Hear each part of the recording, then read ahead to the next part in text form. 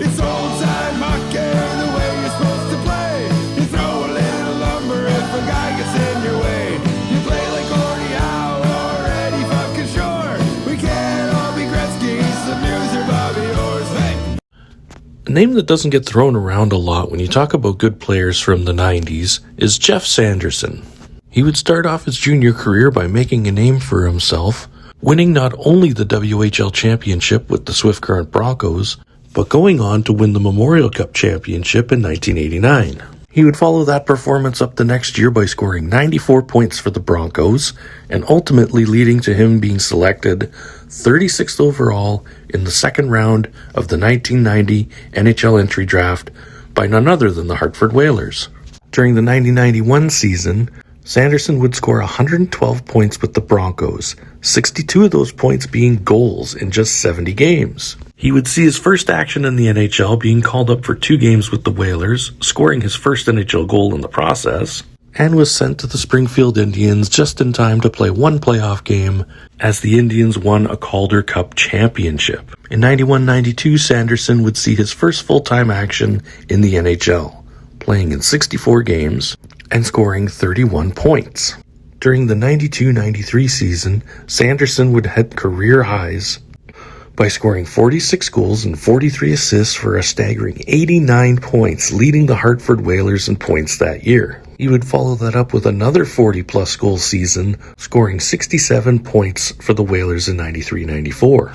After a lockout-shortened year, Sanderson would return to form and would pot 60-plus points for the Whalers for the next 2 seasons.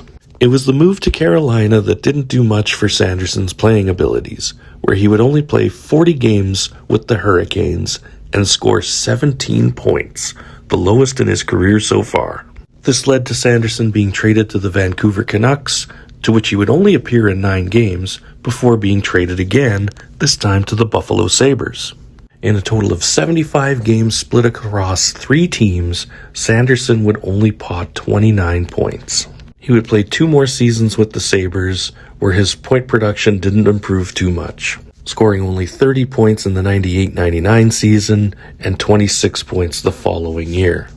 During the off-season, Sanderson would be selected in the expansion draft to the newly formed Columbus Blue Jackets, where he was named an assistant captain and would start the inaugural season of the Blue Jackets by scoring 30 goals on his way to 56 points, leading the Jackets in point scoring that season. He would miss half of the 01-02 season due to injury, but in 02-03 returned to fine form, scoring 67 points in 82 games. But by the time the 03-04 season kicked off, Sanderson's point production started to dim.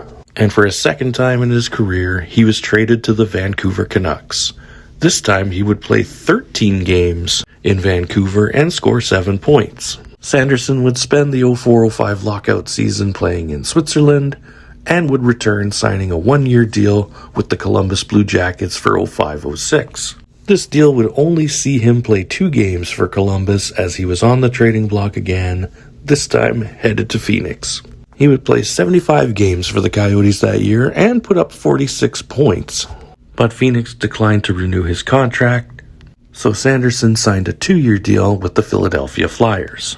After a disappointing 06-07 season, which saw him only score 29 points, the Flyers traded him, along with Jani Piktonen and Joffrey Lupul, to the Edmonton Oilers. Sanderson would appear in 41 games for the Oilers in the 07-08 season and managed to score only 13 points.